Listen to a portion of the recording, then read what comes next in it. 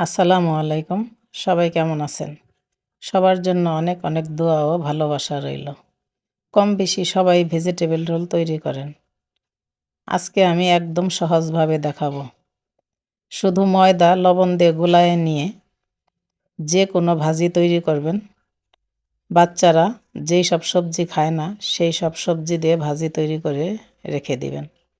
এইভাবে রোল তৈরি করে কোনো বিস্কিটের গুঁড়াও লাগবে না, ডিমও লাগবে না।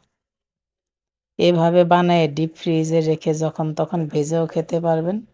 মেহমান আসলেও আবার ঝটপট একটা নাস্তা হয়ে যায়।